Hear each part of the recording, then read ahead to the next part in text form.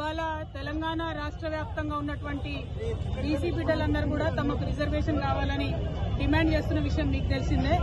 అయితే ఇవాళ ఎవరైతే రిజర్వేషన్ ఇవ్వాలనో ఆ పార్టీలు కూడా వచ్చి బీసీ బిడ్డలు ఇచ్చినటువంటి బంద్లో పాల్గొంటామని చెప్పడం నిజంగా నవ్వులాటగా అనిపిస్తా ఉంది. ఇవ్వాల్సినటువంటి భారతీయ జనతా పార్టీ, దొంగ జీవోలు ఇచ్చిన మోసం చేసినటువంటి కాంగ్రెస్ పార్టీ, వీళ్ళు కూడా బంద్లో మేము పాల్గొంటా ఉన్నామంటే చాలా దారుణంగా ఉంది. అంతకుడే నివాళులు అర్పించినట్టుగా అనిపిస్తా ఉంది. బీసీ బిడ్డల్ని మీరు మోసం చేయొద్దు.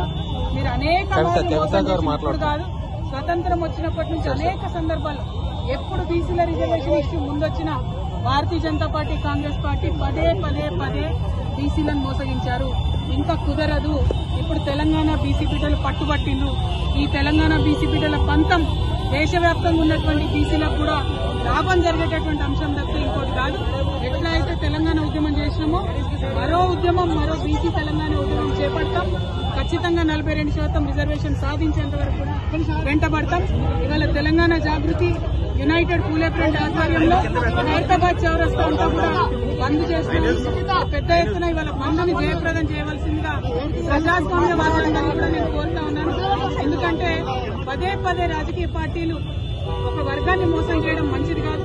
ఈ మోసాన్ని ఎండగడుతూ ఇవాళ బంద్ చేస్తున్నారు కాబట్టి అందరం కూడా మద్దతు ఇవ్వాలని చెప్పి ప్రజాస్వామ్యవాదులందరినీ కూడా నేను కోరుతూ ఉన్నాను. ఇచ్చినటువంటి తీర్పును ఏ విధంగా చూస్తారు? ప్రధానంగా ఒకటండి, హైకోర్టులు, సుప్రీంకోర్టు ఎప్పుడైనా బీసీలకు వ్యతిరేకంగానే తీర్పులు ఇచ్చినాయి. ఎందుకంటే ప్రభుత్వాలు ఆ తీర్పులు అట్లా రాకుండా సాంకేతిక పరమైనటువంటి అంశాల మీద క్లారిటీ ఇవ్వలేదు ఎప్పుడు గవర్నమెంట్. ఉదాహరణకు మన తెలంగాణ రాష్ట్రంలోనే సరైనటువంటి జనగణన జరగలేదు, సరైనటువంటి ఎన్యూమరేషన్ జరగలేదు, సరైనటువంటి dedicated BC commission rules follow అవ్వలేదు. అవన్నీ అయి ఉంటే కోట్లలో నిలబడేది. నిన్న ఇచ్చినటువంటి జీవో9 కూడా రిఫరెన్స్ వీళ్ళు ఏదైతే సవరించిన పంచాయతీరాజ్ చట్టం ఉందో దాని గురించి పెట్టకుండా పెట్టారు కాబట్టి జీవో9 కూడా కొట్టేసారు.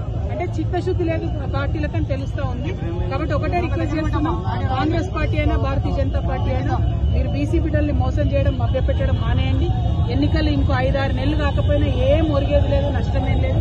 మహారాష్ట్రలో 5 ఏళ్లు ఎన్నికలు కాలేదు, తమిళనాడులో 10 ఏళ్లు ఎన్నికలు కాలేదు.